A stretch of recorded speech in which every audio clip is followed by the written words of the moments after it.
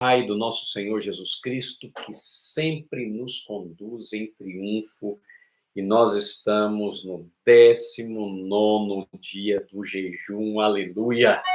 É muito bom quando começa, mas é melhor ainda quando termina, aleluia! Por quê? Porque os benefícios ficam. Que maravilha que você está conosco nesse jejum poderoso, 21 dias para vencer a ansiedade. Olha, pare de presumir. Glória a Deus pelos testemunhos que eu tenho recebido de cura física, de prosperidade, de bênção ministerial. E eu recomendo que você fale, testemunhe.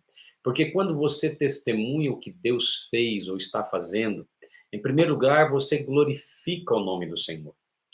O Senhor Jesus disse que eles verão as nossas boas obras e glorificarão ao vosso Pai que está nos céus.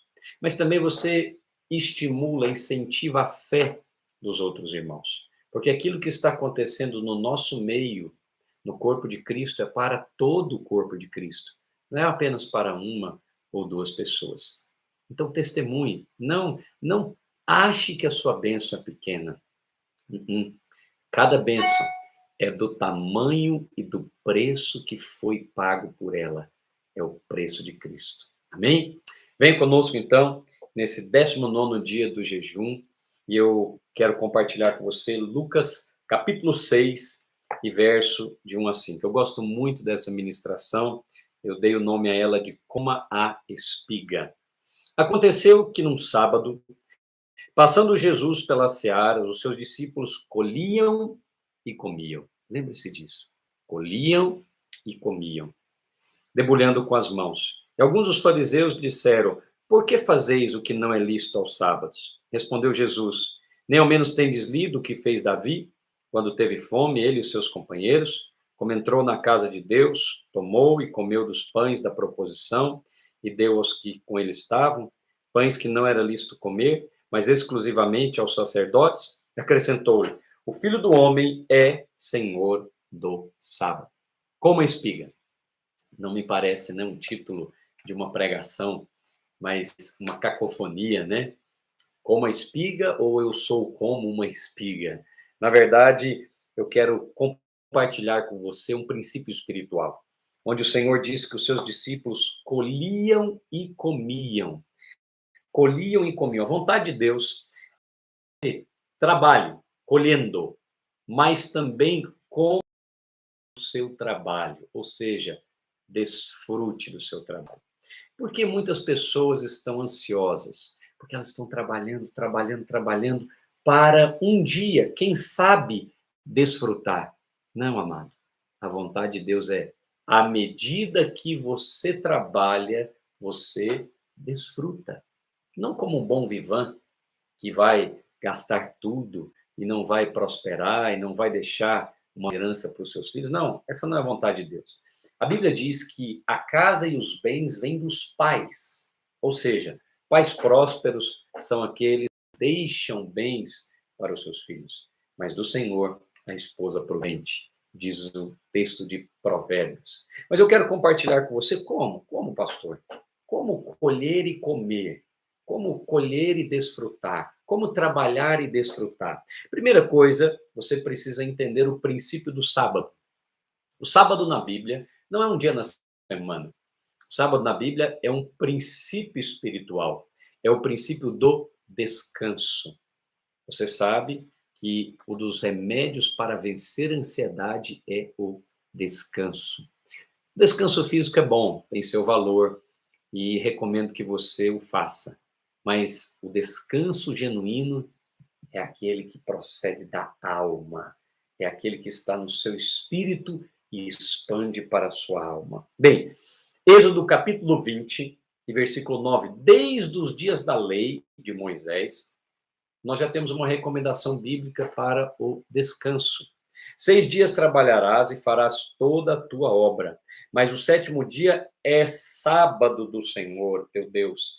Não farás nenhum trabalho, nem tu, nem o teu filho, nem a tua filha, nem o teu servo, nem a tua serva, nem o teu animal, nem o forasteiro das tuas portas, porque 6 dias fez o Senhor os céus e a terra, o mar e tudo que neles há, e ao 7º dia descansou. Bem, se isso aqui se refere a descanso físico, então nós temos um problema, Deus se cansa, mas não é o caso. Sabemos que o guarda de Israel, diz Isaías, não dormita nem dorme, não se cansa nem se fadiga. Então esse descansou aqui está relacionado com desfrute.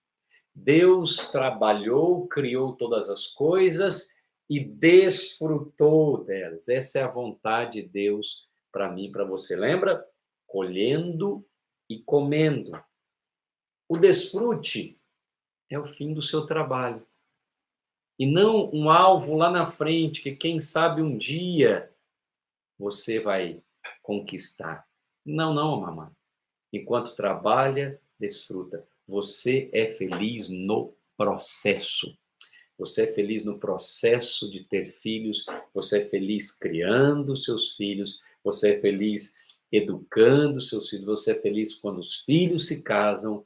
Nós somos felizes, porque essa é a vontade de Deus. O texto termina dizendo que o Senhor é Senhor do sábado e não escravo do seu desfrute, escravo do seu trabalho. Você não prospera mais porque trabalha mais. Você prospera mais porque tem mais favor. Favor de Deus é a coisa mais importante na nossa vida. Se você é filho de Deus, as coisas para você deveriam ser diferentes daqueles lá de fora. Não me refiro a lutas, problemas, tribulações, porque estas todas nós temos. Mas no Velho Testamento, o sacerdote não podia suar. Olha o que diz Ezequiel 44:16. Eles entrarão no meu santuário e se achegarão à minha mesa para me servirem. Cumprirão as minhas prescrições. E será que quando entrarem pelas portas do átrio interior, usarão vestes de linho? Não se porá lã sobre eles quando servirem nas portas do átrio interior dentro do templo. Tiaras de linho estarão sobre a sua cabeça e calções de linho sobre as coxas. Não se cingirão a ponto de lhes vir o suor. Enquanto houver suor, não há desfrute. Ah, pastor, mas o trabalho nunca foi. E não é. Pode ser para alguns, mas para nós é desfrute. Isso me introduz ao segundo ponto, searas. Jesus estava passeando pelas searas. Ora, mas como Jesus estava passeando por um local de plantio, de trabalho? Ele não estava trabalhando, ele estava desfrutando com seus discípulos. O que isso nos indica? Que o seu trabalho deveria ser um desfrute.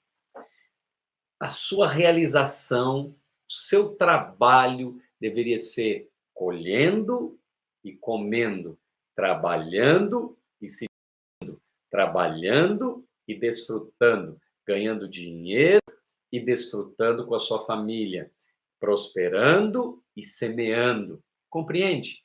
Jesus estava passeando pelas searas. Faça do seu trabalho um deleite. Porque sabe, as pessoas que mais prosperam são aquelas que fizeram da sua seara um lugar onde elas passeiam.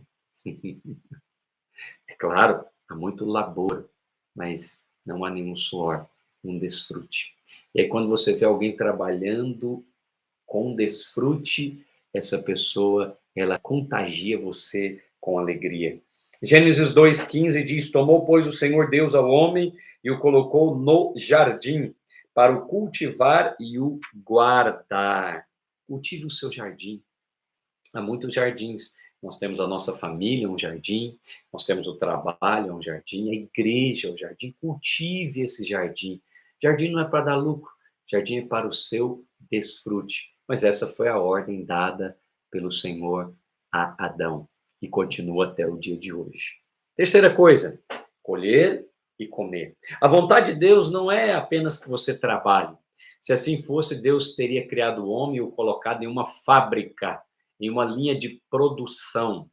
Mas ele colocou em um jardim. Por que será? Eu penso que isso é pedagógico. O Senhor quer nos ensinar que ele deseja desfrutar de você e não usar você. Gênesis 1:3, disse Deus, haja luz e houve luz, e viu Deus que a luz era boa. Você consegue ver algo de bom no seu trabalho?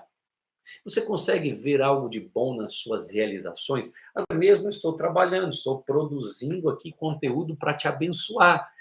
Ou eu faço isso com alegria, dá para perceber? Faço isso com desfrute, colhendo, ou seja, trabalhando como ali uma colheitadeira que está colhendo, mas ao mesmo tempo está desfrutando. As pessoas de fora olham e falam, uau, ele trabalha demais, abençoador. Amém? Então, alguns com a mentalidade mundana querem trabalhar para um dia desfrutar de umas férias, não amar daquelas férias com a sua família.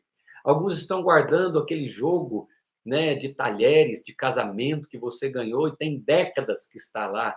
Hoje, pela graça e revelação de Deus, chegue em casa, tire aqueles talheres daquela caixa, daquele box lindo e faça um jantar para o seu marido, para sua esposa. E fala, o que é isso? Fala para ela, colhendo e comendo, trabalhando e desfrutando. Aleluia. Essa é a vontade de Deus para os seus filhos. Essa é a vontade de Deus para que você seja livre de toda ansiedade. Deus viu que era bom.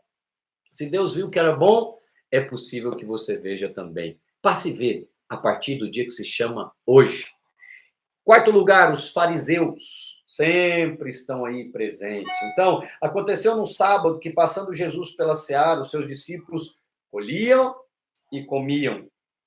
Colhiam e comiam. Alguns dos fariseus lhe disseram, por que fazeis o que não é lícito aos sábados? Lá em Lucas 6, do 1 ao 5. Os fariseus são aqueles que sempre acusam você pela sua prosperidade.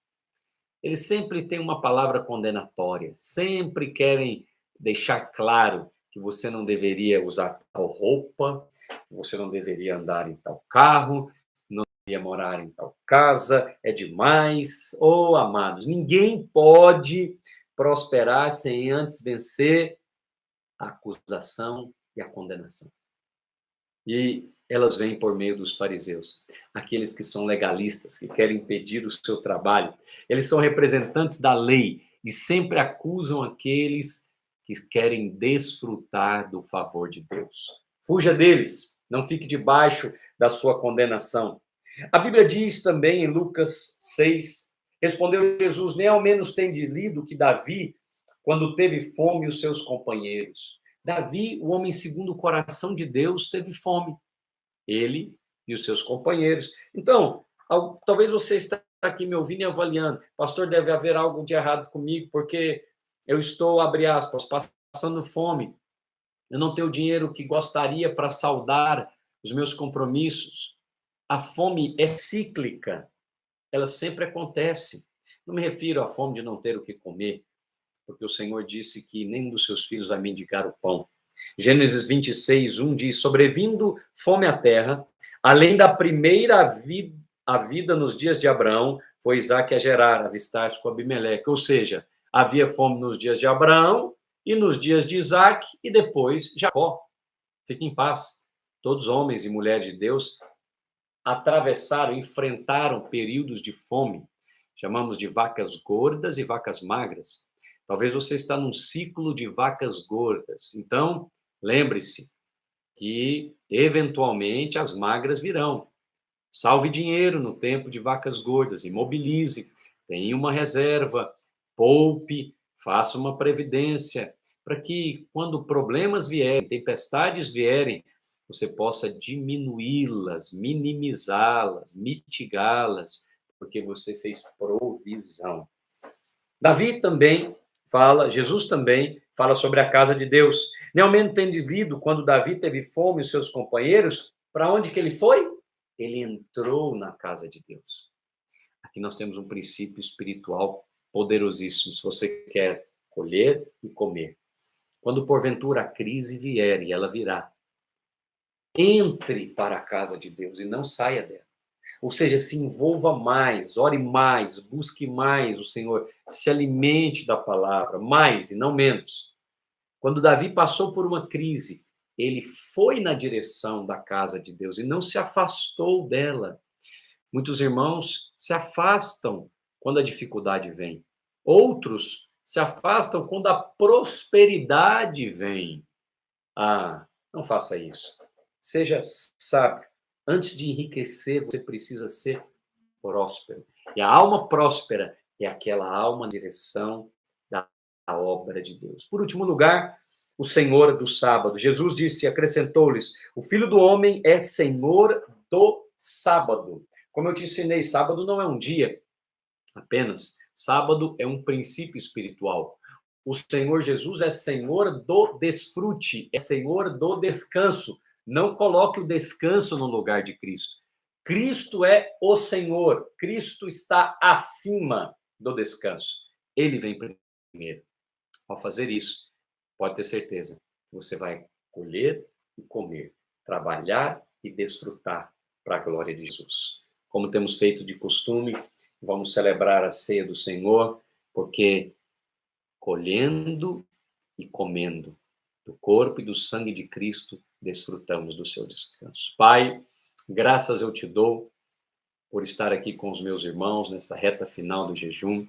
Nós queremos ter olhos abertos para desfrutar do trabalho que o Senhor tem nos dado, da família, da igreja, de tudo que através da graça de Deus o Senhor tem nos concedido. Em nome de Jesus. Comei e bebei dele todos.